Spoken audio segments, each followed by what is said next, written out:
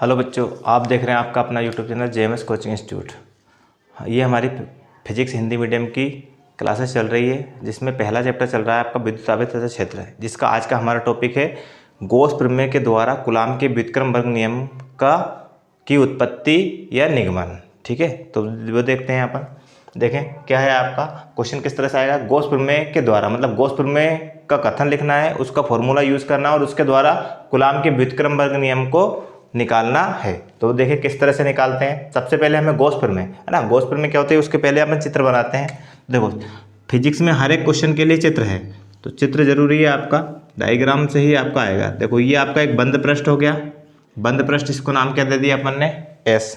ठीक, अब इस बंद पृष्ठ में एक बिंदु क्या है, इसके अंदर ओ, इस बिंदु पर क्या रखा हुआ है, प्लस क्यू आवेश रखा हुआ है, और इससे आर दूरी पर, ये आर दूरी पर एक बिंदु क्या है, पी है यहाँ पर। ठीक है ना, इस तरह से इसको चित्र को कंप्लीट करते हैं अपन। तो ये आपका एक छोटा सा भाग हो गया आपका डीएस, ये वाला भाग क्या हो गया आपका, डीएस हो गया। ठीक है ना, ये विद्युत क्षेत्र की तीव्रता हो गई ई सदिश, और ये आपका इस पर लंब हो गया एन, इनके बीच कोण कितना है, थीटा है। पूरा पृष्ठ कितना है, एस है।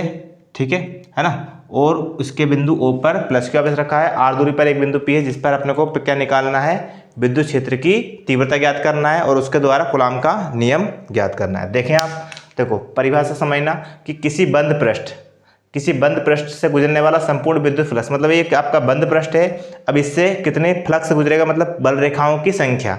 तो किसी बंद पृष्ठ से गुजरने वाला संपूर्ण विद्युत फ्लक्स उस पृष्ठ के अंदर उपस्थित कुल आवेश कितना है, क्यू का कितना गुना होता है, 1/ε0 गुना होता है, और ε0 क्या है, आपकी निर्वात की विद्युतशीलता है। तो परिभाषा से फॉर्मूला क्या जाएगा, फाई ऑफ ई, हम गॉस प्रमेय में पढ़ चुके हैं कि किसी बंद पृष्ठ से गुजरने वाला संपूर्ण विद्युत फ्लक्स उस पृष्ठ के अंदर उपस्थित कुल आवेश कितना है, क्यू, उसका कितना गुना होता है, 1/ε0 गुना होता है। ठीक है, तो phi of E is equal to, इसका गुणा करेंगे तो Q/ε0। ये आपका गॉस प्रमेय का कथन से फॉर्मूला आया। ये इक्वेशन क्या हो गई, फर्स्ट हो गई। अब हम इससे कूलाम के नियम को व्युत्पन्न करेंगे, तो उसके लिए हमें थोड़ा सा लिखना पड़ेगा। देखो क्या, कूलाम के व्युत्क्रम वर्ग नियम का निगमन, कूलाम के व्युत्क्रम वर्ग नियम का निगमन है ना।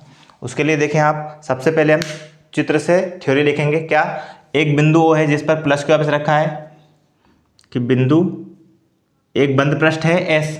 ठीक है, इसमें एक बिंदु क्या, ओ, इस तरह से हम थ्योरी लिखेंगे, है ना। ठीक है, तो माना एक बंद पृष्ठ क्या है, एस के अंदर, है ना, एक बंद पृष्ठ एस के अंदर बिंदु ओ पर प्लस क्यू आवेश स्थित है। इसके मध्य बिंदु ओ से इसके मध्य बिंदु है ना, मध्य बिंदु ओ से कितनी दूरी पर, आर दूरी पर, ओ से आर दूरी पर क्या है, एक बिंदु पी है, इससे ओ से आर दूरी पर एक बिंदु क्या है, पी है, जिस पर विद्युत क्षेत्र की तीव्रता, ठीक है, पहले फ्लक्स निकालेंगे फिर तीव्रता निकालेंगे, है ना। ठीक है, जिस पर क्या निकालनी है, विद्युत क्षेत्र की तीव्रता ज्ञात करनी है, विद्युत क्षेत्र की तीव्रता ज्ञात करनी है। ठीक है, देखो आपको ये थ्योरी कैसे आई, फिर से समझना कि माना एक बंद पृष्ठ क्या है आपका, एस है ना, उसके अंदर एक बिंदु ओ है जिस पर प्लस क्यू आवेश रखा है, इससे आर दूरी पर एक बिंदु क्या है, पी है, जिस पर अपने को क्या निकालना है, विद्युत क्षेत्र की तीव्रता ज्ञात करनी है। ठीक है, तो अब हम इसको स्टार्ट करते हैं। देखें आप, है ना, तो पृष्ठ डीएस, अब ये पूरा पृष्ठ क्या आपका एस है, उसका एक छोटा सा भाग कितना है, ये वाला भाग कितना है, डीएस है।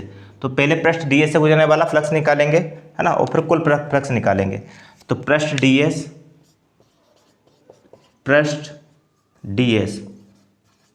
से गुजरने वाला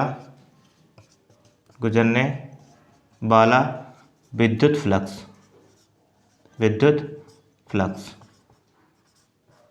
पृष्ठ ds से गुजरने वाला विद्युत फ्लक्स, उसका फॉर्मूला क्या होता है, फाई ऑफ ई।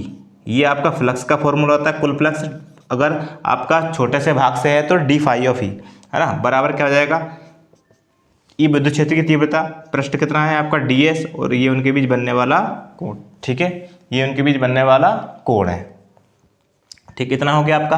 अब यहाँ से ये तो आपका इसमें यहाँ चूंकि थीटा बराबर कितना 0 डिग्री, तो कोस थीटा मतलब कोस 0 का मान कितना होगा, कोस 0 कितना होता है, सॉरी 1, क्यों होगा वो देखो आप, यहाँ से बल रेखाएं निकलेंगी क्योंकि त्रिज्या, देखो ये त्रिज्या है, परिधि पर लंब होती है, हमने थ्योरम पढ़ी है गणित में, ठीक है। तो यहाँ से जो बल रेखाएं निकलेंगी वो पृष्ठ के कैसे निकलेंगी, लंबवत निकलेंगी। अगर पृष्ठ के लंबवत होगी तो विद्युत क्षेत्र कैसे हो जाएंगी, समांतर, क्योंकि पृष्ठ ऐसा है, देखो ये पृष्ठ है, अगर यहाँ से बल रेखाएं निकलेंगी तो पृष्ठ के लंबवत होगी, पृष्ठ के लंबवत पृष्ठ पर लंब डालेगी, लेकिन वो विद्युत क्षेत्र कैसे हो जाएगी, समांतर, विद्युत क्षेत्र के समांतर हो जाएगी। तो थीटा का मान कितना होगा 0, कोस 0 का मान कितना होता है 1। तो यहाँ से आपका फ्लक्स का मान कितना हो जाएगा, डी फाई ऑफ ई बराबर हो जाएगा E into D S. Equation क्या होगी फर्स्ट, क्योंकि कोस थीटा का मान कितना हो गया 1 हो गया। ये तो एक छोटे से भाग से गुजरने वाला फ्लक्स था। अब हम पूरे पृष्ठ एस से गुजरने वाला फ्लक्स निकालेंगे।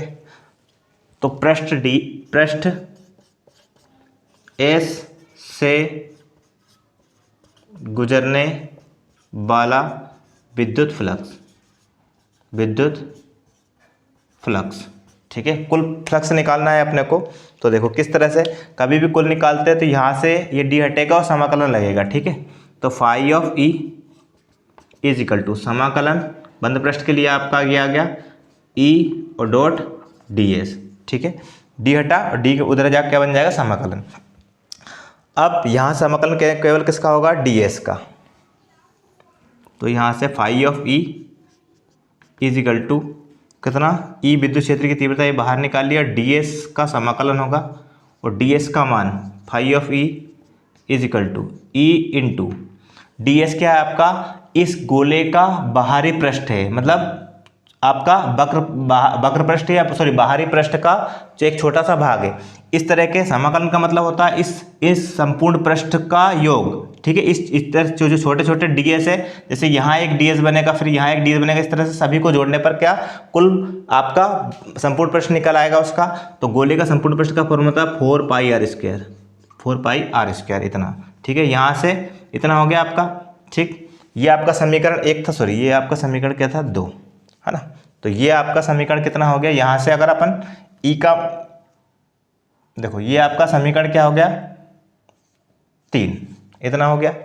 अब यहाँ से, ठीक है, ये आपका क्या है, गॉस प्रमेय का कथन से आया था। इन दोनों की तुलना कर दे, समीकरण 1 से या तो यहाँ मान रख दे, समीकरण 3 से समीकरण 1 में मान रख दे, कहीं भी मान रख सकते हैं। तो समीकरण कौन से समीकरण 3 से कहाँ मान रखने पर, समीकरण 1 में मान रखने पर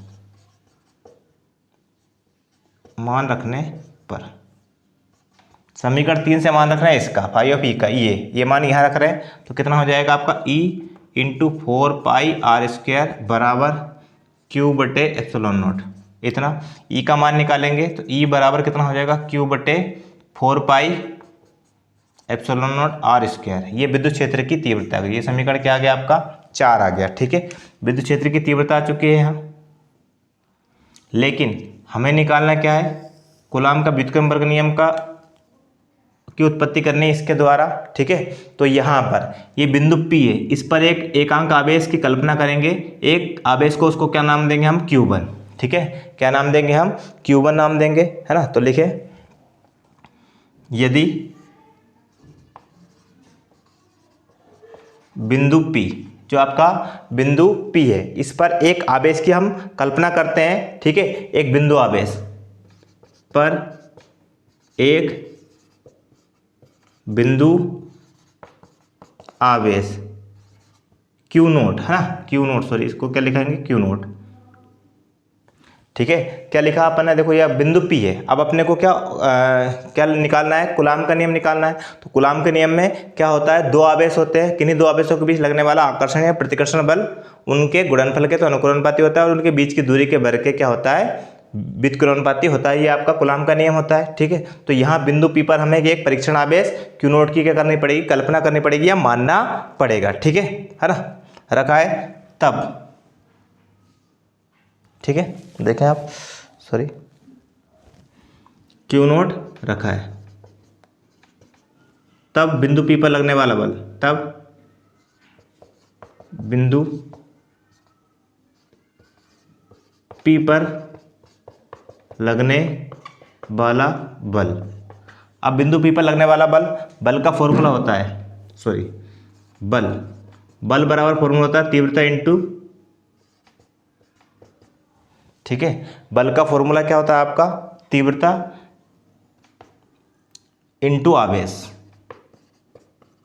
इतना, ठीक है। देखो बल को दर्शाते किससे, F से, बराबर विद्युत क्षेत्र की तीव्रता E है ना। विद्युत क्षेत्र की तीव्रता कितनी होती है, E, और इंटू आवेश कितना है आपका, जो परीक्षण आवेश को हमने माना है वो क्या, Q नोट।